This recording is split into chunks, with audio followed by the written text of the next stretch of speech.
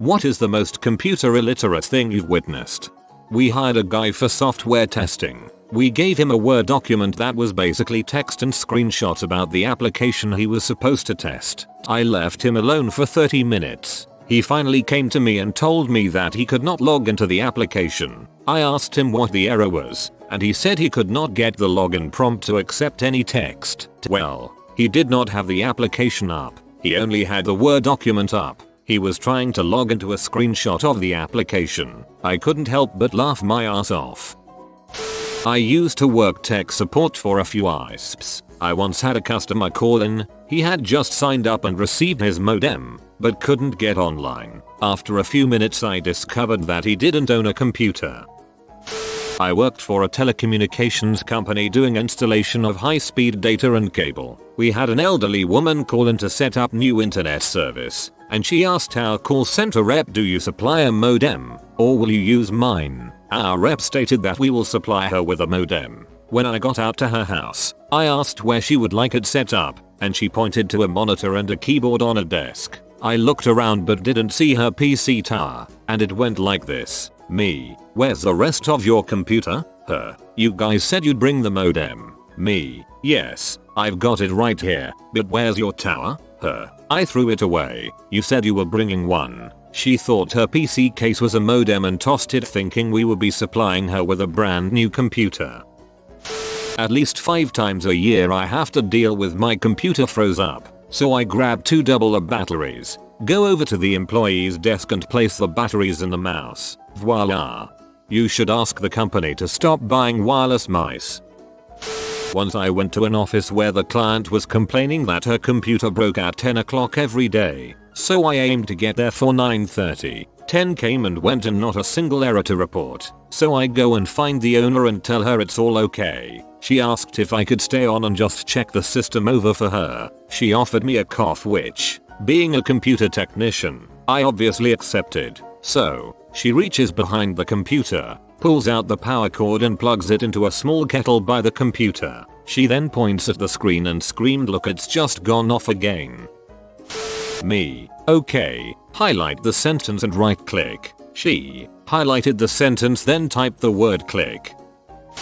So, a while back at the company I work at, there was this senior VP in the legal division as a patent attorney. This guy was one of the best patent lawyers at our company at the time. Really intelligent, and a lot of people looked up to him, and there were instances where the fate of the company was in his hands when the company was young and smaller. Now this guy has to deal a lot with patents and contracts, reading them, editing them, approving them, and so on. So with these documents that are typically around 20 pages but sometimes are up to 50, there is a lot of that involved. The editing process for this guy, however, was slightly different. You see, he didn't know how to copy and paste. So what does he do, you ask? He retypes every single contract and patent as it comes through, even for just slight edits. Retypes the whole freaking thing. 20 pages, with every single document he gets. He does this for 2 years before someone finds out and introduces him to copy and paste. One of my favorite workplace stories. I guarantee you this was actually part of his success. If he was forced to retype an entire document, he'd have to process it in his own words explicitly, which would help him truly understand what was going on, and ergo, provide the best suggestions for editing the patent. This sounds like an interesting, albeit tedious, method to truly learn and understand something. A coworker of mine asked me how much it costs to email Canada from the US.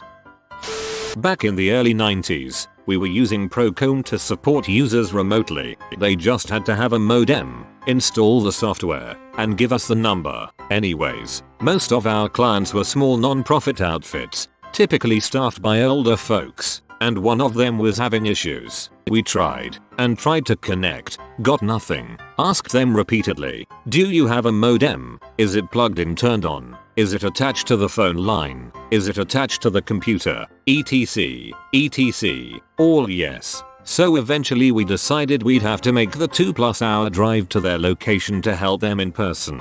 The modem was duct taped to the side of the monitor with nothing connecting it to the computer, except the tape.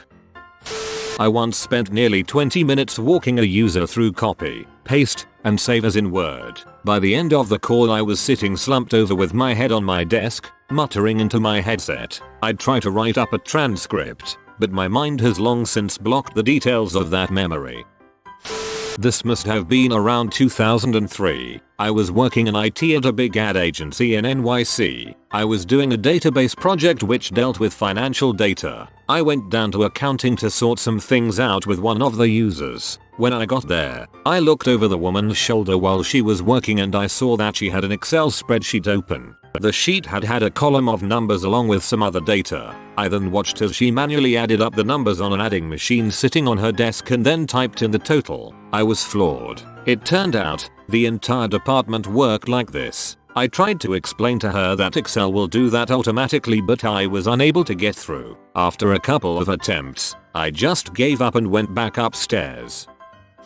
Older woman using the address book on her computer. Her. How do I send an email? Me. Click on mail in the doc. Double quote. Her. Clicks on mail. Where did my address book go? Me. It's behind the mail window. Her. Looks behind the monitor.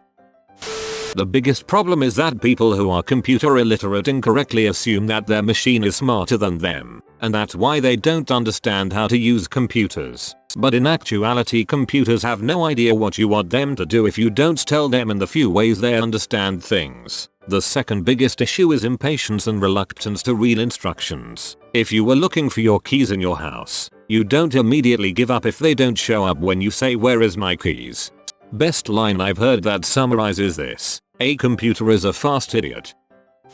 I taught a university class with another instructor which required students to install a bit of software. To help them, I recorded a screen capture film of the installation process with my voiceover. My co-instructor was not very computer proficient, so I played it for him to see if he could follow the instructions. We got to the end of the video and he says, "Great work. That was really easy." Rather pleased with myself, I prompted him to try installing the software. "What do you mean? Isn't it installed?" "No, that was just the instructional video." "What do you mean? What you watched was a video of how to install the software. It didn't actually install the software. Did something go wrong with the installation?"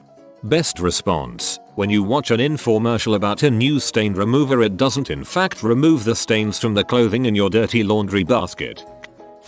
I can never change the homepage in my mom's browser from Google, or she can't use the internet. The internet is gone. Also, if she minimizes a window, it's gone forever. I also administratively locked the dock on her Mac because things kept disappearing. AKA, she clicked and dragged on accident and removed Safari from the dock. Haha, I've also had the internet is gone, as you, but also because the Internet Explorer icon had been deleted. This isn't my story but my dad's. He had his own little business for a while doing computer repairs. He got a call from a middle-aged woman complaining that every time she tried to reach the icons on the right side of her screen, her mouse would fall off the side of her desk. My dad replied, "Have you tried lifting the mouse up and moving it to the left?" Her. "Oh, thanks." My dad ran into someone once that would literally take the mouse and place it on the screen to move the cursor. Their accuracy was subpar since they couldn't see the cursor underneath their mouse. A few years back, a guy brought an Office 2007 and a Sega Dreamcast. Asked if we could install that on this. My dad double clicks on links every time, but he's been using computers for 30 plus years and is pretty much the go-to tech support at his company of 20 plus employees. He's fairly normal with everything else. That one thing just bugs me. Woman: "I can't copy this file." Me: "Alright, where is it?" Woman: "With my files." Me: "Could you show me where it is? Let's work this out." Woman opens Microsoft Word, goes to the menu and hits open. The file in question was some database file, so it doesn't open. Woman: "See." Me: "Let's go to your desktop and open my documents." Woman closes Word, back to the empty desktop, and proceeds to open Word. Open dialog. Woman: "I can do this normally." Opens a document. File. Save as. Network drive. Save. Me: "I'll rig it. Go back to your desktop. Now click on the icon that says my documents." Woman: "Word is my documents." Me: "Please mom, let me show you." I grab the mouse, exit Word, and teach her that my document exists outside of Word, and that you can drag files to save as them. That day, we figured out why that department had been asking for so many recoveries. I worked for an old guy who had no concept of opening files from Windows Explorer. If he wanted a Word doc, he would open Word and then open the document. Same for Excel. The funny thing was, if he didn't know what application the file was in, he would open each one in turn looking for the file. Used to work at a library with a public computer lab, so I've seen it all. My personal favorite, guy who has probably never used a computer before sits down and then proceeds to pick up the mouse and point it at the computer screen like a remote to try to select things. He was actually a time traveler from the future and couldn't understand your library's primitive technology. Me. How can I help you? Her. Yeah, I know, you can, get bugs in your computer. How do I stop that from happening? Me. Wait, do you think you have a virus or something? Her. No, bugs. Me. I'm not sure what you mean. Her. Well, when I went to, move my computer today, there were these little bugs under the desk, and I wanted to know if those, are the bugs that get in your machine. Me. Silence. Her. Are these the bugs? I then had to explain to her that the computer bugs are not actual insects. It's a nice throwback to why bugs are called bugs. I worked phone tech support during dial-up days. Needless to say, I have a lot of stories. Like a guy using his mouth like a foot pedal, a woman who couldn't get her computer during power outage, and a woman with horrible static on their phone line caused by an electric fence to keep the bears out. But 99% of phone calls went like this. Caller, I can't get online. Me. What does the error message say? Click click. Caller, it says no dial tone. Me too. Standard power outage fix. Me. Okay sir, go to your microwave. Sir. Okay. Me. Switch it on. Sir, it's broken as well. Me. Phone your power company. Click. I saw someone once take a digital photo of their computer screen, then upload it back onto their computer to be emailed. Bit ashamed, but I've had to do this. Back in my Windows days, my installation was all nuts and buggy and would not print screen, among other things. Also do this if I kill my bootloader, or some other crap during boot. Oh hi there, command line login. Mine is pretty short. My grandparents asked me to come over because their computer wasn't working. What was happening was they couldn't hear any sounds from the computer. I unmuted the computer and turned on the volume. At my last job, my boss was fairly proficient with Excel and he loved to use it. He made a spreadsheet for just about everything and even had some knowledge on using formulas, but every time he wanted to save progress on something he was working on, he would X out of the window and click yes when the pop-up came up asking if he would like to save his document. He would then open the spreadsheet again and resume working on it. Drove me absolutely batshit crazy. When I was working help desk a long time ago, CAD engineer thought rebooting her machine was turning the monitor off and back on. My mother accidentally deleted some icons on her desktop. She called me up freaking out that she deleted AOL. Yes, she still pays for AOL, and all of her emails and email addresses were gone forever. My ex's mother screamed bloody murder at her daughter for signing out of her email. She thought if you weren't signed in, you didn't get the emails. I swear to God, she was absolutely freaking out, and she's a CPA. My dad drove me all the way out to his office so I could fix his computer at work. In his words, he did something to it, and now it was not working. When he shows it to me, the first thing I see is the loose dangling cords for the monitor, keyboard, and mouse. Facepum. I used to work for the civil service. Some managers working remotely would ask their secretaries to print emails and post them to them because they didn't feel comfortable using email. In a similar thread a few months ago, someone who worked at a computer type place had a customer who would come in a couple times a year to buy a new laptop battery. The fellow didn't realize you could recharge laptop batteries. I once saw my mom trying to drag and drop a file across 2 laptop monitors.